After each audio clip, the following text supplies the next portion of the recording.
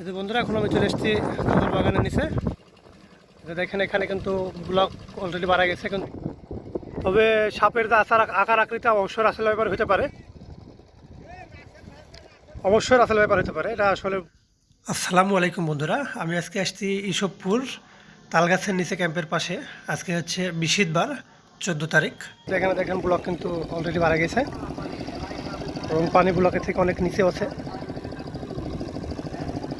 মানে যে পর্যায়ে আছে এই পর্যায়ে কিন্তু মাছ নদীতে হওয়া শুরু করে দেয়, কিন্তু এবার কিন্তু এখনো ওইভাবে শুরু করেনি। দুইটা চাষা আছে।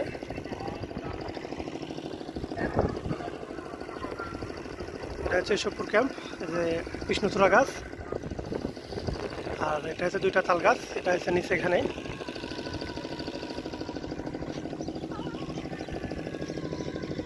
মাছ হলে এখানেও আগে প্রত্যেক বছরই হয়ে যায়, কিন্তু এবার এখনো কোনো অভাব নাই।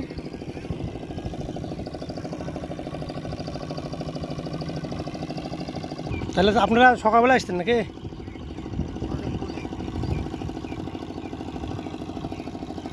এক কাটানো হয়নি? চাচা কি অবস্থা বলেন? কোনো অবস্থা নাই। আপনি যে জায়গাতে বসেছেন ওখানে তো মাছ হওয়ার কথা রে বা।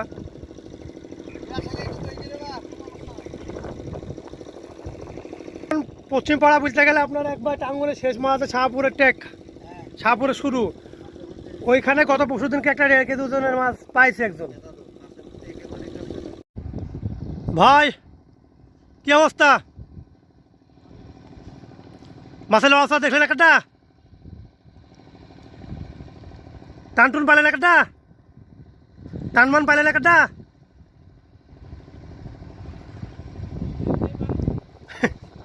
ফেলেন ফেলেন, মাছ হবে।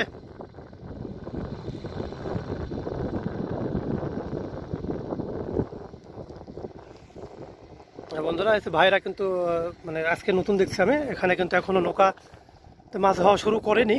তারপরে ভাইরা আসছে, কারণ শিকারি যেহেতু অন্যান্য জায়গায় তেমন খুব একটা মাছের অভাব নাই, যে কারণে ভাইরা সেই নৌকাতে বসেছে। প্লাস নৌকা কিন্তু একটাই, সামনে একটা নৌকা বিরিয়ানি আছে, কিন্তু লোক নাই খো। এবং আমি আপনাদের ওখানকার পরিস্থিতিটা দেখাচ্ছি।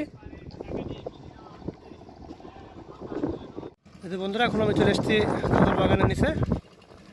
দেখেন এখানে কিন্তু ব্লক অলরেডি বাড়া গেছে, কিন্তু ব্লকে যদি আপনাকে পৌঁছাতে হয় তাহলে অবশ্যই পানি ভেঙে যাওয়া লাগবে। এখানে কিছু ব্লক আছে, মানে যাওয়া যাবে কিন্তু আসলে সহজভাবে যাওয়া যাবে না।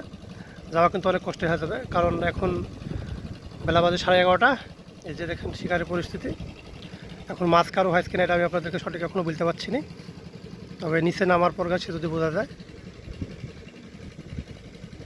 এখানে কিন্তু এখন মাছ মারার মতো পরিবেশ হয়ে গেছে, কিন্তু যতটুকু আমি জানি তার ভিতরে মাছ কিন্তু এখনও কেউ পায়নি। প্লাস এবার নদীর ভাবই এমনিতে খারাপ, মাছ খুব কম। এখন আপনাদেরকে নিচে নেমে দেখায় পরিস্থিতিটা কি। এদের হচ্ছে খাদুর বাগান। যারা আপনারা এখানে মাছ মারতে আসেন তারা অবশ্যই চিনেন বাগান, না চিনেন না, কারণ ইসবপুরের ভিতরে তো বিখ্যাত জায়গা বলতে গেলে এটাই। আমি এখন উপরে আছি, এখন আপনাদেরকে নিচে নেমে নিচের পরিস্থিতিটা দেখাচ্ছি। দেখ ভাই, এখানে টুপড়ে টিকেছে। কি অবস্থা চাচা, হইল একটা?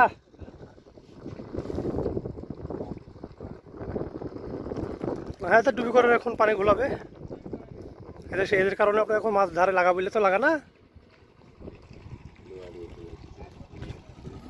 চাচা কি অবস্থা, হইল? হয়নি এখনো? কারো হয়েছে? মাছের লড়াচড়া কেমন? কি মাছ মারতে এসছেন? কাতল মাছ মারতে এসছেন না রুই মাছ মারতে এসছেন? না, একটা তো চিন্তা ভাবনা, মানে একটা বাড়ি থেকে তো আসার সময় একটা নিয়াত করে আসা যায় যে আসলে আমি আজকে কাতল মারতে দেবো। যেহেতু আপনার খাজুর বাগান বলতে গেলে এইসব খাজুর বাগানে তো আপনার বড় কাতলটাই বেশি হয়।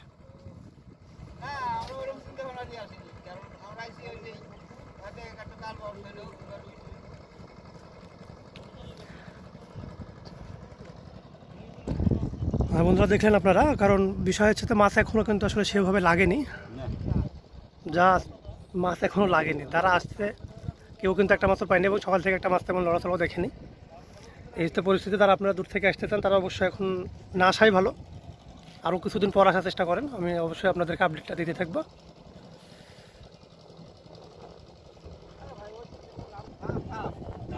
বন্ধুরা একটা সাপ যাচ্ছে, বোঝা যাচ্ছে যে একটা সাপ যাচ্ছে, তবে সাপের যে আকার আকৃতি অবশ্যই রাসেল ভাইপার হতে পারে, অবশ্যই রাসেল ভাইপার হতে পারে। এটা আসলে পুমা কিংবা ডারাস না, কারণ সাপের আকৃতিটা খুব ছোটো মনে হচ্ছে। দেখেন যাচ্ছে, কোথায় থেকে বাড়া গেলে তো বোঝা যাচ্ছে না।